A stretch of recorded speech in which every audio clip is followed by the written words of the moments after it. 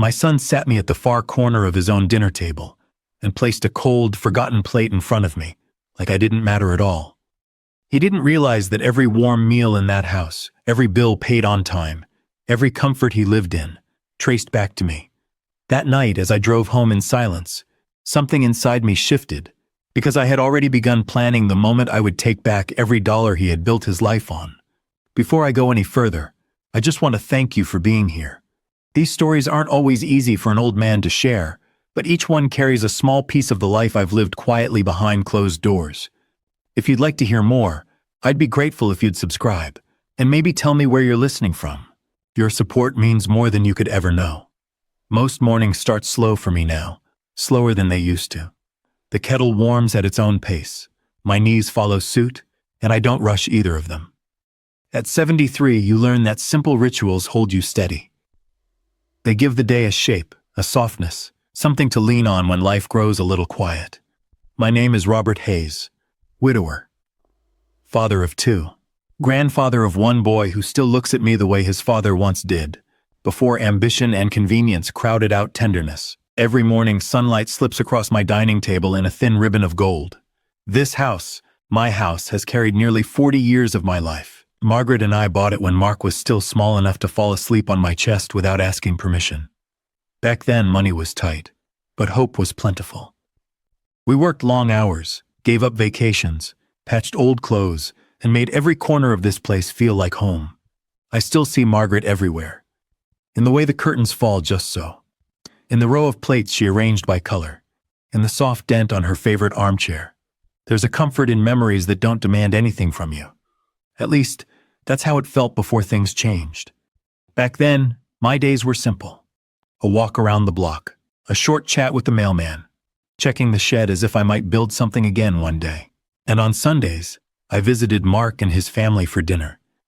It felt like tradition, like the natural rhythm of a family that still remembered what togetherness meant. When Margaret passed, the house fell into a silence so deep I could feel it settle in my bones. Mark stepped in then, or I thought he did. He helped with arrangements, took over decisions I didn't have the strength to face, and somewhere in that heavy season, something shifted between us. I leaned on him emotionally, and he leaned right back financially. At first, it was small things, a car repair, a surprise school fee, a month where bills piled higher than expected. "I'll pay you back, Dad," he used to say, but I never asked him to. I believed covering those moments was part of fatherhood. What I didn't see, what I didn't want to see, was how those moments softened into expectations. Hints became assumptions. Assumptions became habits, and habits quietly became a way of life. I have a photograph on the mantle. Mark at 10 years old, holding a fishing rod, looking up at me with pure trust.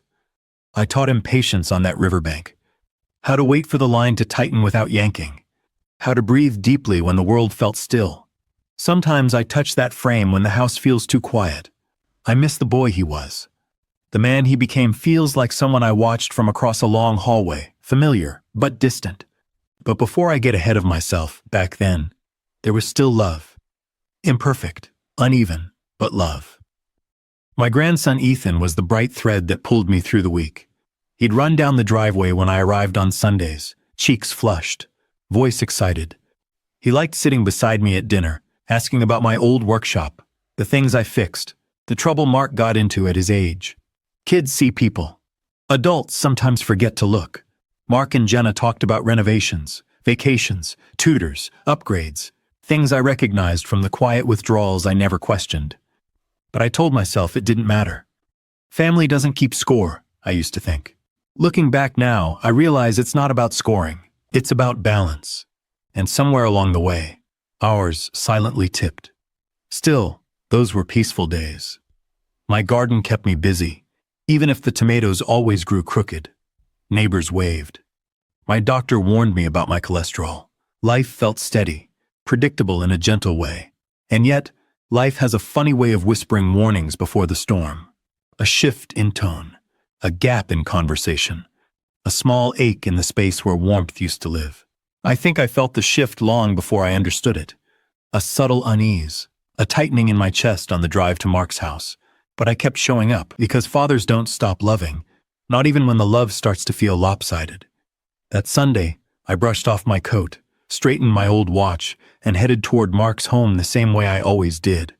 But something in me was already bracing, even if I didn't admit it then. A quiet, heavy calm settled in my chest, the kind that comes when a man is about to face a truth he's avoided for far too long. I didn't know it then, but that silence was the last real peace I'd feel for a long time. I felt something shift the moment I stepped into Mark's house that Sunday evening. It wasn't dramatic. No shouting, no tension thick enough to taste. Just a subtle coldness. A chill that settled in the room before anyone acknowledged I was there. Jenna glanced up for half a second. "Hi, Robert," she murmured, eyes glued to her phone. Not Dad. Not even a warm smile. I stood in the entryway a moment longer than necessary, hoping someone might look up again. No one did. I hung my coat slowly, deliberately, trying to convince myself I was imagining things. But then I saw the table. Every plate was full. Steam curled from warm dinners, thick cuts of steak, fresh vegetables, soft rolls still glistening. Everyone had a place. Except me. No plate. No chair. Not even a napkin waiting at the corner. "Ah, Mark," Jenna called out. "Can you grab the spare chair? We forgot." Forgot. A father who paid for their home. Forgotten. Mark dragged a hallway chair over with one hand, placing it on the edge of the table, half blocking the walkway, half catching cold air from the kitchen door. "Here you go, Dad," he said, still scrolling his phone. He didn't look at me, didn't notice the tightness in my smile, didn't notice anything. No utensils waited for me. But I sat anyway. A moment later, Jenna placed a plate in front of me. Cold. Edges curled. Meat dry and gray. Everyone else cut into warm steak that still sizzled faintly. "Seasoning's not too strong for you, right, Robert?" Jenna said without even glancing my way. As if I were frail. As if I were an obligation. As if she'd forgotten, or never cared, how many of their emergencies I'd paid off quietly. "The seasoning's fine," I murmured. No one heard me. Around me, the conversation flowed easily. Laughter. Stories. Plans for their next trip. None of which included me. All of which I had partially funded. I cut into the cold meat. It resisted the knife the same way resentment resists denial. Across the table, Ethan tried offering me a small smile, soft, hopeful. Jenna nudged him back toward the conversation. But that wasn't the worst part. Midway through dinner, Mark stood up to clear some dishes. He reached across the table, picked up everyone's plate. Except mine. I wasn't finished, but that wasn't why he ignored it. He simply didn't see me. I could have forgiven that. The chair, the cold food, the absence. But I couldn't forgive what came next. "Hey, did you schedule the contractor payment?" Mark asked Jenna. "Yeah," she said. "It'll go through on Dad's auto bill tomorrow." My hands stopped moving. They didn't notice. Dad's auto bill. My money. Their assumption. As natural to them as breathing. I sat there, quiet, listening to them discuss my bank account like it was a community resource. I felt something fragile in me bend, not break. Bend. Later, dessert came, glossy tarts from an expensive bakery. Everyone got a thick, proud slice. Mine? A sliver. Barely more than a taste. "Didn't know if you'd want much," Jenna said, already turning away. Mark didn't look at me once. When it was time to leave, he walked me to the door without lifting his eyes from his phone. "Drive safe, Dad," he said, tapping out an email. No hug, no warmth. I stepped outside, and the night air felt kinder than the room I'd just left. In my car, I sat for a moment, hands resting on the wheel. I looked back at their lit windows. I'd spent years keeping those lights on. Years making sure their meals were warm and their futures stable, and they couldn't spare me a chair. My breath didn't shake. My eyes didn't burn. I just felt finished. Not angry. Not wounded. Finished. On the drive home, the road hummed beneath me, steady and unbothered. I whispered something into the quiet of the car, something I didn't expect to say out loud. I won't keep disappearing for them. And for the first time in a long time, the words felt true. That's when I knew I would not stay silent. When I got home that night, the house felt different. Not the gentle quiet I'd grown used to, but a heavier one, a silence with weight. Like the air itself knew something inside me had shifted. I didn't turn on the lights, didn't need them. I could walk that house by memory alone. Every creak in the staircase, every soft dip in the hallway rug, every corner where Margaret used to stand adjusting her hair before church. My hands found the back of a chair. I lowered myself slowly, letting the truth of the evening settle into my bones. I wasn't angry, not yet. It was something deeper, a hollow ache slowly filling the space where denial used to live. Disappointment doesn't arrive all at once. It settles in thin layers, quiet, patient, suffocating. First on your heart, then on your memories, then on the way you see yourself in your own family. I sat there, staring into the dim room, letting old memories float forward. Mark running into my arms after school, smelling of chalk and sunshine. Mark asking me to watch him build a birdhouse, his small hands clumsy but eager. Mark lifting Margaret's spirits with silly jokes when she had a tough day. That child, the one who once saw me as his hero, felt a lifetime away from the man who couldn't give me a warm plate at his table. I got up and wandered to the kitchen. The kettle hissed softly as it warmed, a familiar sound that steadied me more than any words could. I wrapped both hands around the mug once it filled. The warmth seeped into my palms, grounding me in a way I desperately needed. But the moment I opened the old filing cabinet, the ache returned. The drawer stuck for a second before giving way, just like it always had. Inside were decades of careful records, bills, tuition payments, mortgage assistance, contractor receipts, credit card statements, insurance policies. My name stamped on every single one. I pulled them out and laid them on the desk. Rows of papers, quiet as ghosts, proof of how long I'd been carrying a burden I didn't name. I wasn't shocked, just ashamed. Not of him, of myself. There's a specific pain that comes from realizing you taught people how to treat you, not with your words, but with your silence. I sank into the desk chair and pressed my palms against the wood. These hands had built things, shelves, fences, bikes, Christmas surprises for two excited kids. These hands held Margaret as she cried for her mother, held Lauren when she broke her arm, held Mark when he was too small to understand why people hurt each other. And now those same hands were trembling as they touched proof of how far I'd let myself fade. I stood and walked to the living room. Rain tapped gently on the window, soft, persistent, almost comforting. I watched it streak down the glass in thin, silvery lines. The cold dinner, the forgotten chair, the conversations about Dad's auto bill, they all replayed in my mind with a clarity that sliced through the last excuses I'd been holding. "I didn't raise him to treat me like this," I whispered.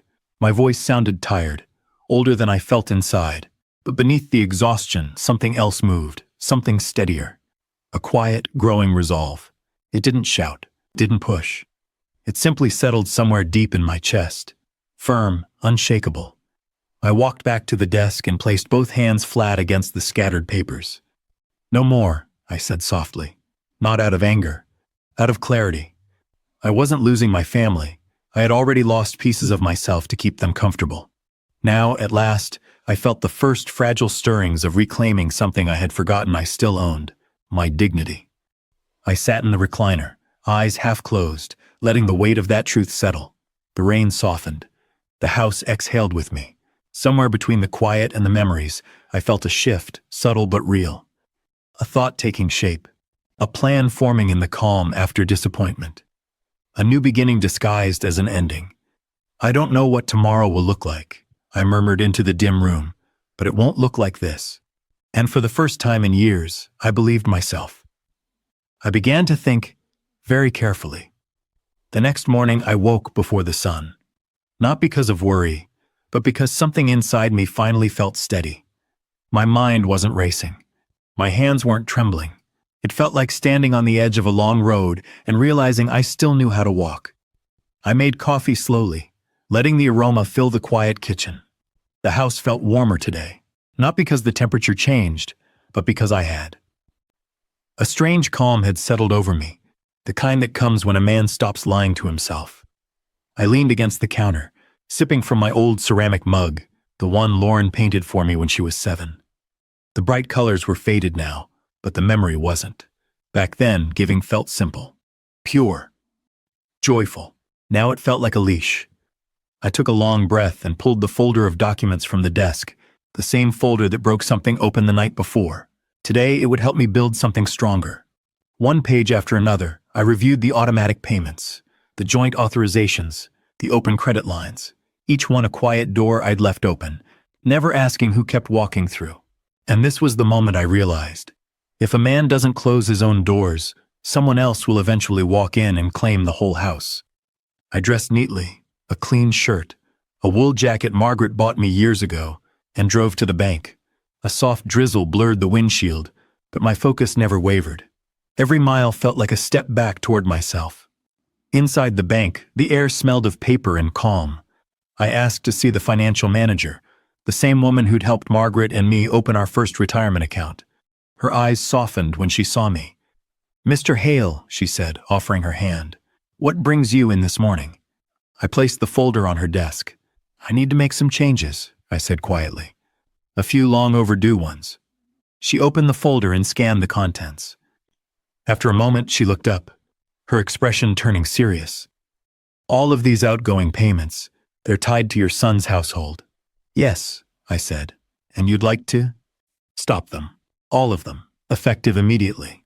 She didn't flinch, didn't question my motives. She simply nodded. "I'll suspend every payment now," she said. "And we can formally close the authorizations once you sign." Her fingers moved quickly across the keyboard. Each click felt like a door closing behind me, quiet, final, necessary. When she reached the shared credit accounts, she hesitated. "You want these frozen as well?" "Yes," I replied. "Every one tied to my name. And the secondary access your son has? He'll lose the ability to view or manage your funds." "I know," I said. Her voice softened. "Do you feel safe making this decision?" I let out a slow breath. Safer than I've felt in years. Another round of typing. Another round of quiet liberation. When she slid the forms toward me, my pen didn't shake. My signature came out strong, firm, the signature of a man reclaiming ground he never meant to surrender. When the last page was signed, she looked at me with something like respect. "You've just taken a very brave step, Mr. Hale." I gave a faint smile. "Not brave," I said, "just necessary." When I stepped outside, the drizzle had stopped. The air smelled clean, like the world had just been rinsed of something heavy. Driving home, I didn't feel guilt, not even fear, just clarity. The moment I stepped inside, the phone rang. I let it buzz on the counter, then buzz again. And again. Finally, when it stopped, the house fell into a quiet I didn't recognize. Not the quiet of being forgotten, but the quiet of standing your ground. 5 minutes later, the first message appeared. "Dad, something's wrong with the bank. Call me ASAP."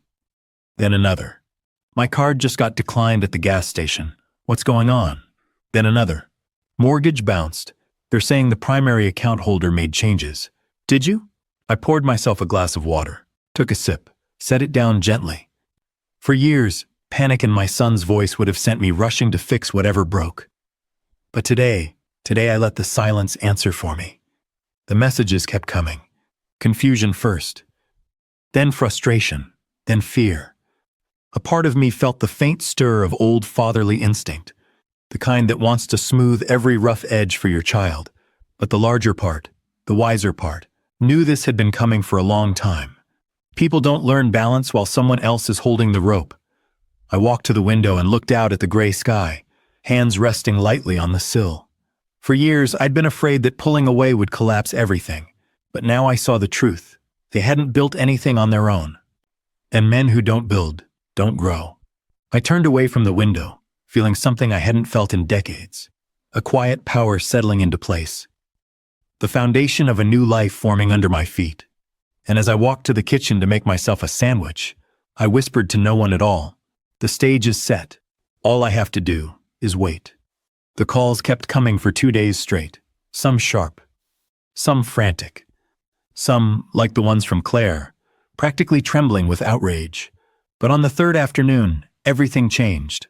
The house was quiet. The sun was low. A warm amber light stretched across my living room floor, settling over the photographs on the wall. It was a peaceful hour, the kind a man my age cherishes. Then came a knock. Not angry this time, not demanding, just hesitant, like someone knocking on a door they once felt familiar with but now feared. I took my time walking to the entryway. My knees ached, predictable, steady pain, but today even that ache felt purposeful. I opened the door.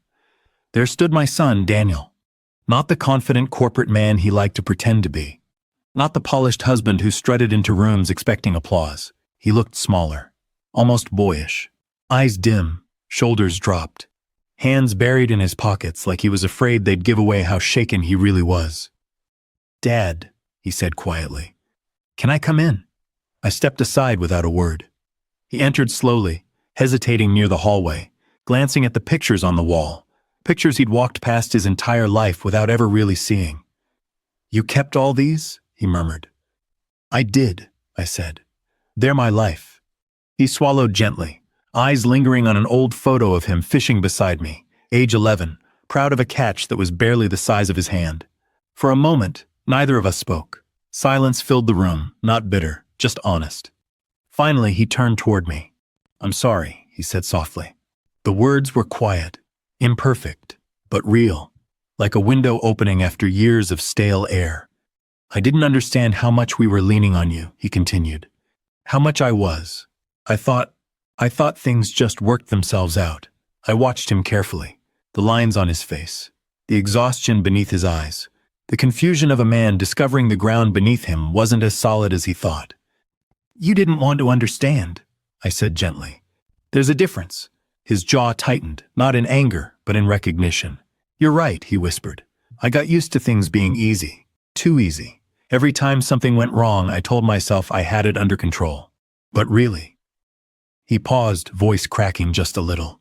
"Really, I knew you'd fix it." I didn't fill the silence for him. Not anymore. He took a shaky breath. "And I never asked what it cost you." "No," I said. "You didn't."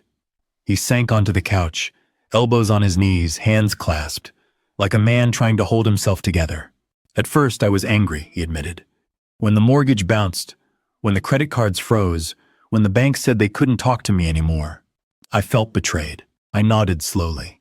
"Losing dependence," I said, "often feels like betrayal."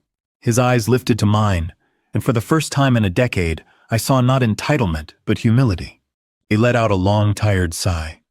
"Last night," he whispered, "I couldn't sleep.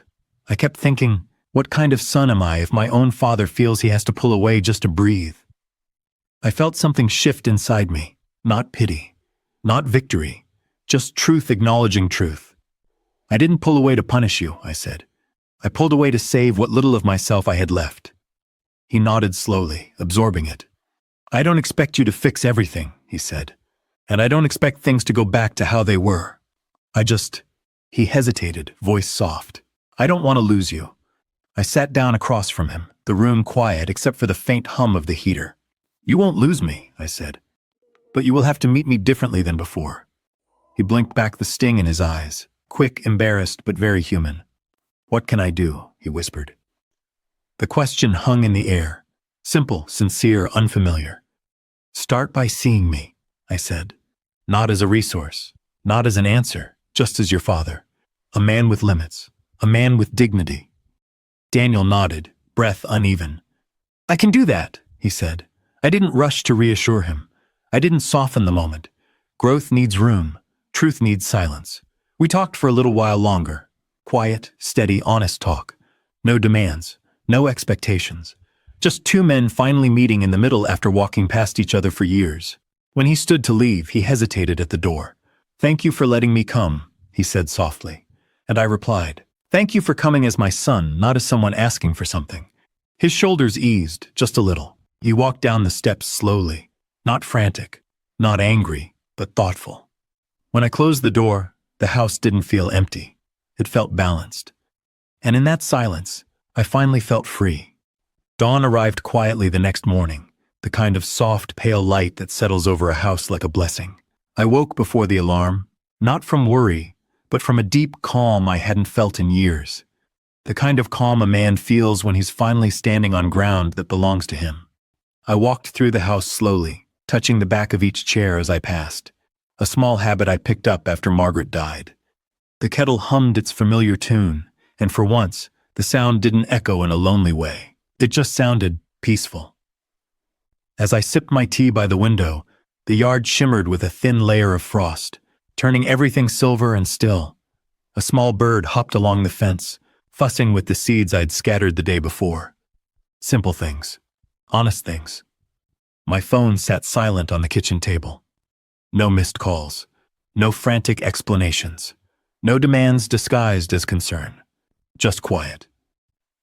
I thought about Daniel then, sitting in my living room the night before, shoulders lowered, voice soft, finally seeing me not as a safety net, but as a man, a father, a human being with limits. That moment mattered more than he knew.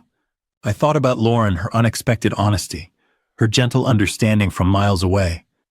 And I thought of Michael, the one person who'd shown me kindness without asking for anything in return. A boy growing into a man I could be proud of. And for the first time since all of this began, I didn't feel anger. I didn't feel triumph. What I felt was something steadier, like dust settling after a long storm. Peace. Real, earned peace. You see, when my son treated me like an ATM, something inside me broke. But when I quietly took my life back, something else finally healed. The world likes to tell older folks like me that we should stay quiet, stay grateful, stay small. But dignity isn't something you fight for. It's something you stop giving away. And that morning, sitting alone in my warm kitchen with the sun just beginning to rise, I realized something simple and true. My life is mine again. My choices are mine again. For an old man, that is no small victory. Would you have done the same? Tell me in the comments, and don't forget to subscribe if you'd like to hear more stories from a life that's still teaching me new things every day.